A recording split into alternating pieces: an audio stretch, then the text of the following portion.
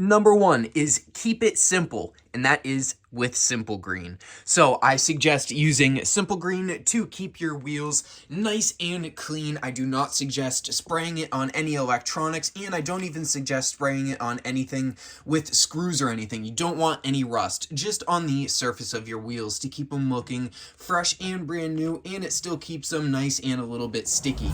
You could do that on the front and rear. As you guys can see, I have put these Vitavon wheels to the test, doing burnouts, wheelies, and everything. This is one of my favorite RC cars. So here we are 2 weeks later in the studio, Grim Reaper RC studio. We are back, finally posting regularly again in the 2025 season. I'm so happy to be back. I believe this is our season 4, so we're going to be getting into it with a few key details to make sure your Losi Promoto is working properly. So let's get into number 1. Alright, so here we are with number 2. We are going to go ahead and clean up our brake disc area right here. The only thing that you do not want to spray is anything rubber. You don't want to spray the rubber, and you do not want to spray this little foam protector on the brake pad to keep the dust out from your spring and everything inside of there. Number 2 is this Shop Pro. Doesn't have to be this one right here, just any type of brake cleaner. It cleans and dries quickly. That is very important. You do not want to breathe this stuff in. It is very dangerous and a bunch of chemicals inside of there. And make sure you do not get it on the rubber. That is very important. Another very important thing too is you can actually spray it on here once you take your chain off, obviously, when you are cleaning, and you can make sure you clean up all of the parts on the inside of here. Alright, and we are going into number 3. So we're going to have to flip this thing to the side and the back here. You guys can see I do live in an area where rust is sometimes prominent. So you can see that the chain, this is the, I believe this is the Hut Racing or Yeah Racing one. And this chain has lasted so long, fairly good. I only have a few scrapes on my rear swing arm here, which isn't too big of a deal, but there is no rust on it, which is very important. Now, there is no rust because for number 3, here we are with the Muck Dry Off. This is the Muck Off Dry Weather Lube, and you can use this in basically all conditions between wet or dry, and it is very nice. I am a big fan of this stuff here. I've been using it on everything between my dirt bikes and my RC dirt bikes. You can use it on dry, damp, or wet surfaces, and they don't test on any animals, which is very cool too. I feel like this is part of it too. Keeping your chain at the right tension is very important as well. You should have a slight cogging sound when you spin your wheel. That's very important. If not, it's going to be too loose and you could pop your chain off. Or if it's too tight, you're going to cause binding issues and probably burn out your motor. You're going to keep stretching everything, and that is very bad. So here we are with tip number 4. This is going to be one on the front brake as well, and it's going to be adjusting the front brake. Now I'm going to be switching back to an older video that I do have on my channel. It's going to be about a 20-second clip, and it's going to be real quick of adjusting the brake line that comes up over the top through here, down, and on the inside. And I'm going to real quick run through and show you guys how to properly adjust it so you can have your front brake free spinning without adjusting your remote trim all the way to the side. Yes, this does make it so you can have a harsher front brake as well, which is very important. Also, we will get into another reason why these are free spinning as good as they are right now. And I've had over 72 charges on this RC car here, which is pretty cool to have. I have that, and I know that through my Spektrum charger, which is very cool. Do is adjust the tension on here. So now if we zoom in, which Losi didn't do a good job on this part of the video, so this is why I am doing my own section of this video. You are going to adjust this end section right here. Now, they did it reverse to how I think, well, actually how I know would be easier to adjust this brake tension. So here we are with tip number 5. On the inside of here, you guys can see that the axle goes all the way through and you have the nut on the other end. Now, what's very important is you guys can see that there is a little bit of blue grease on there. Same thing on the front. You guys can see that there is the axle that goes all the way through, and then the nut is on the other end. Now, it's very important to grease that shaft. You guys can actually see a little bit right there. I do have grease on the side there. Very, very, very important. Keeps the wheels free spinning, and it keeps the bearings also greased up too, because it is in a contact point with the grease. Same thing with the rear axle. It is spinning back here. Think of how fast it's going. It's going about 40, 42 miles an hour, maybe even 45, maybe even more if you guys have a bigger system inside of there. So it is very, very, very important to put grease on there. Think of it just as a real dirt bike. These things are basically functioning in the very same systematic way, other than the stator on the inside, if it's an electric dirt bike that we're talking about, like the Surons or the Stark Vargs.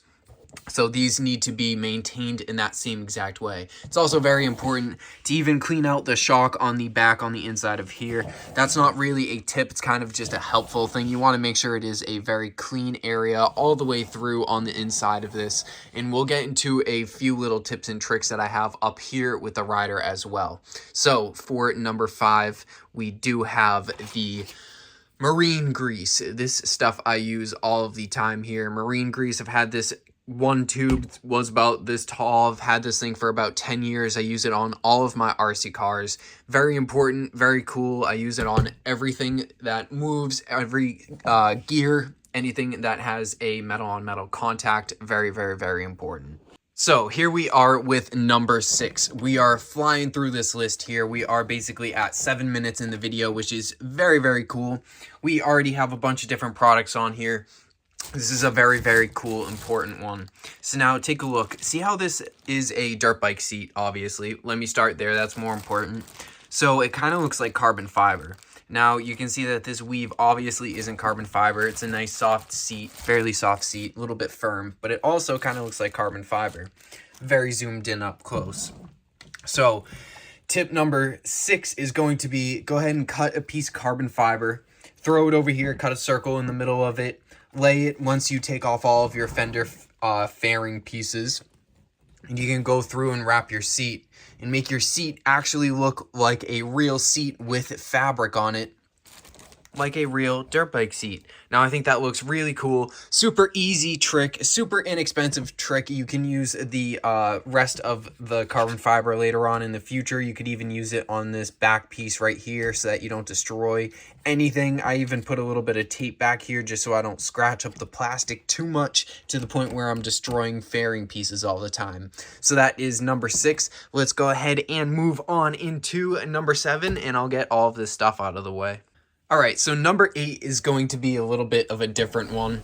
The last few are also going to be a little bit different. So for number 8, we're going to be going to the hood. Now, I know a bunch of you ride with a hoodie on with your rider, which is really cool. And some of you have the issue of where it comes off. Now, to prevent that from happening, a little tip and trick is to put some double-sided tape on the rider's head. That way, once you put the hood down, it will stick to the double-sided tape, and you don't have to worry about the hood flying up in the wind, and you don't have to worry about destroying your rider figure, because the jerseys are cheaper than the rider figure, so it's actually better to fly through the jersey or fly through one of these beer koozie covers instead of breaking your rider figure. That's $90.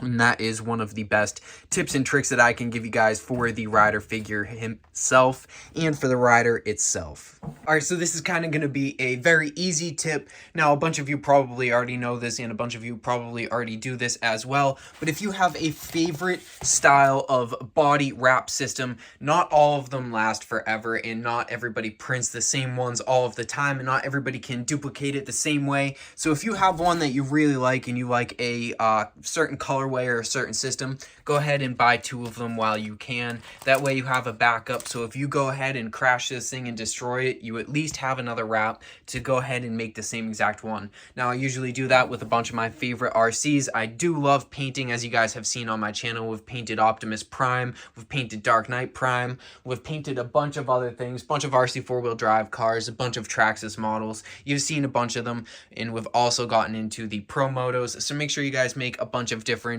body style wraps. So if you go ahead and crash, you have a bunch on backup, and that is number 9. Let's go ahead and get into the top 10, which is number 10.